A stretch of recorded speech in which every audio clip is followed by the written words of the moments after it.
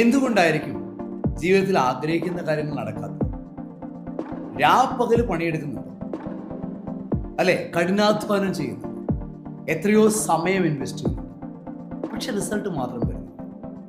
Business പഴയുന്നൊരു പിടി വരുന്നില്ല, business system develop ചെയ്യാൻ കഴിയുന്നില്ല, ഒന്നും നടക്കുന്നില്ല. ചെറിയ ചെറിയ ചെറിയ കാര്യങ്ങളെ സംഭവിക്കുന്നു.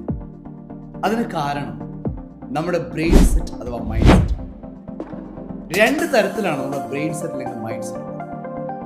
അതൊന്ന് അബൻഡന്റ് മൈൻഡ് സെറ്റ് അഥവാ ഗ്രോത്ത് മൈൻഡ് സെറ്റ്, മറ്റൊന്ന് സ്കേഴ്സ് മൈൻഡ് സെറ്റ് അഥവാ ഫിക്സഡ് മൈൻഡ് സെറ്റ്. വിശദീകരിക്കാം. അബൻഡൻസ് എന്ന വാക്കിന്റെ അർത്ഥം തന്നെ എല്ലാവർക്കും അറിയാം, സമൃദ്ധി എന്ന്. ഒരു സമൃദ്ധിയുടെ മൈൻഡ് സെറ്റ് ഉണ്ടാവും. എന്താണ് സമൃദ്ധിയുടെ മൈൻഡ് സെറ്റ്? ഒരു ടെസ്റ്റ് ചെയ്യാൻ വേണ്ടി നമുക്ക് നോക്കാം. നിങ്ങൾ പണം ചെലവാക്കുന്നത് എങ്ങനെയാണ്? നിങ്ങൾ പണം ചെലവാക്കുമ്പോൾ ഭയമാണോ നിങ്ങളുടെ ചെലവാക്കിക്കുന്നത്? ഓരോ സമയം പണം ചെലവാക്കുമ്പോഴും അയ്യോ ഇതും കൊടുക്കണമല്ലോ, ഇതും കൊടുക്കണമല്ലോ, ഇതും കൊടുക്കണമല്ലോ, എൻ്റെ കയ്യിൽ എത്രയാ ചെലവ് വരുന്നത്, എത്രയാ വരുന്നത്, ഇങ്ങനെ സങ്കടപ്പെട്ടുകൊണ്ടാണോ നിങ്ങൾ പണം ചെലവാക്കുന്നത്? അങ്ങനെയാണെങ്കിൽ സംശയിക്കേണ്ട, നിങ്ങൾ സ്കേഴ്സ് മൈൻഡ് സെറ്റുള്ളതാണ്. നിങ്ങൾ ദൗർലഭ്യത്തിന്റെ ഇല്ലായ്മയുടെ മൈൻഡ് സെറ്റുള്ളതാണ്. അബൻഡൻസ് മൈൻഡ് സെറ്റ് ഒരാളുടെ ലൈഫിൽ മാത്രമേ അയാൾ ആഗ്രഹിക്കുന്ന കാര്യങ്ങളാണ്. ശ്രദ്ധിക്കണം, അബൻഡന്റ് മൈൻഡ് സെറ്റ് ഉണ്ടാവാൻ നമ്മുടെ കയ്യിൽ അബൻഡൻസ് ഉണ്ടാവേണ്ട കാര്യമൊന്നും. അതൊരു മൈൻഡ് സെറ്റാണ്, ബ്രെയിൻ സെറ്റാണ്. അതായത് നമ്മൾ ചിന്തിക്കുന്നത് ഉള്ളതുപോലെയാണ്. സമൃദ്ധിയുടേതായ ചിന്ത ഉണ്ടാക്കിയെടുക്കാം. നിങ്ങൾക്ക് ജയിക്കണം എന്നാണ് ആഗ്രഹമെങ്കിൽ ഒരു ജേതാവിനെ പോലെ നിരന്തരമായിട്ട് ചിന്തിക്കുക എന്നതാണ്. അതൊരു സമൃദ്ധിയുടെ മൈൻഡ് സെറ്റാണ്. ഒരു ജേതാവ് ചിന്തിക്കുന്ന പോലെ ചിന്തിക്കും. വിജയിക്കുന്ന ഒരാൾ എങ്ങനെ ചിന്തിക്കും എന്ന് ആലോചിച്ചു. ലൈഫിൽ സങ്കടങ്ങൾ മാത്രം മുന്നോട്ട് കൊണ്ടുപോകുമ്പോൾ സന്തോഷമുള്ള ഒരാൾ എങ്ങനെ ചിന്തിക്കും എന്ന് ആലോചിച്ചു. അതുപോലെ ചിന്തിച്ചു നോക്കുക. നമ്മൾ പറയാറുണ്ട് fake it until you make it എന്ന് പറയാറുണ്ട്. നിങ്ങളുടെ ബ്രെയിനിന്റെ പ്രത്യേകത അറിയും. അതിന് റിയൽ ആയ കാര്യങ്ങളും അൺറിയൽ ആയ കാര്യങ്ങളും തിരിച്ചറിയാൻ കഴിയും. ഇപ്പൊ ഞാൻ എൻ്റെ ലൈഫിൽ കൊടുക്കുന്ന ഫീലിങ്സും എൻ്റെ ലൈഫിൽ കൊടുക്കുന്ന ചിന്തകളുമാണ് എൻ്റെ ബ്രെയിൻ മനസ്സിലാക്കുന്ന കാര്യങ്ങൾ. അപ്പൊ ഞാൻ പുതിയ തോട്ട്സും പുതിയ ഫീലിങ്സും കൊടുക്കും, ബ്രെയിൻ സംശയിക്കും. പക്ഷെ നിരന്തരമായിട്ട് ഞാൻ അതിന് കൊടുത്തുകൊണ്ടിരുന്നാൽ ബ്രെയിൻ ഓട്ടോമാറ്റിക്കലി വിശ്വസിക്കും. ഞാൻ കൊടുക്കുന്നതാണ് ശരിയെന്ന് ബ്രെയിൻ വിശ്വസിക്കും. അപ്പോൾ ഓട്ടോമാറ്റിക്കലി ബ്രെയിനിന് മാറാൻ നിർബന്ധിക്കപ്പെടും. ബ്രെയിൻ മാറും.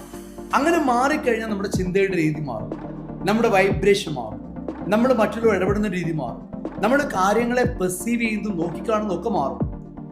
അങ്ങനെ മാറുമ്പോൾ ലൈഫ് മാറും. വെരി സിമ്പിൾ ആണ് അല്ലേ? പക്ഷെ പറയാൻ സിമ്പിൾ ആണെങ്കിലും നടപ്പിലാക്കേണ്ടത്. ഇതിനാദ്യം ചെയ്യേണ്ട കാര്യം, നമ്മൾ ഇത്രയൊരു കാര്യം നമ്മുടെ സ്കേഴ്സ് മൈൻഡ് സെറ്റ് ആണെന്ന് മനസ്സിലായി. നമ്മുടെ മൈൻഡ് വളരെ സ്കേഴ്സിറ്റി പോയിക്കൊണ്ടിരിക്കാൻ മനസ്സിലായി. പണ്ടൊക്കെ നമ്മളൊക്കെ ചിന്തിക്കുമായിരുന്നു ചെലവ് ചുരുക്കണം, ചെലവ് ചുരുക്കണം, എപ്പോഴും ചിന്തിക്കും ചെലവ് ചുരുക്കണം. ഒരിക്കൽ എന്നോട് ഒരാൾ ചോദിച്ചു, എന്തിനാ ചെലവ് ചുരുക്കുന്നത്, വരുമാനം വർദ്ധിപ്പിച്ചു? ചെലവ് അനിവാര്യമായതൊക്കെ നടക്കണ്ടേ, എന്തൊക്കെ ചുരുക്കും? ഫോണിന്റെ സ്റ്റോറേജ് ഫുള്ളായി എന്ന് കരുതിയിട്ട് നമുക്ക് എന്തൊക്കെ ഡിലീറ്റ് ചെയ്യാൻ പറ്റും?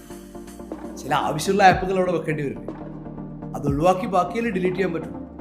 എന്നിട്ടല്ലേ ഫോൺ മാറ്റുന്നതല്ലേ ബെറ്റർ വേർഷനിലേക്ക് പോകുന്നതല്ലേ നല്ലത്? അപ്പൊ ചെലവ് ചുരുക്കൽ നല്ലതാണ്. ചെലവ് ഡിസിപ്ലിൻ വേണം. ചുരുക്കുക എന്നുള്ള വാക്ക് ഡിസിപ്ലിൻ അല്ലത്. അവിടെ നമ്മൾ എന്താ ചെയ്യുന്നത്? നമ്മുടെ എല്ലാത്തിനെയും ചുരുക്കുകയാണ്, എല്ലാം അഡ്ജസ്റ്റ് ചെയ്യുകയാണ്. ജീവിതം ഒരു അഡ്ജസ്റ്റ്മെന്റിൽ ജീവിച്ച് അങ്ങനെ തീരുകയാണ്. നേരെ മറിച്ച് നമ്മുടെ ജീവിതത്തെ സമൃദ്ധിയോടെ ചിന്തിക്കുമ്പോൾ നമ്മുടെ ജീവിതത്തിൽ സമൃദ്ധി ഉണ്ടായി വരും. ആ സമൃദ്ധി നമുക്ക് ആസ്വദിക്കാൻ കഴിയും. അത് നമ്മൾ ജീവിച്ച് കാണിക്കാൻ പറ്റും. അങ്ങനെയാണ് ജീവിതം മാറുക. ഇതാണ് ജീവിതത്തിന് മാറാനുള്ള താക്കോൽ.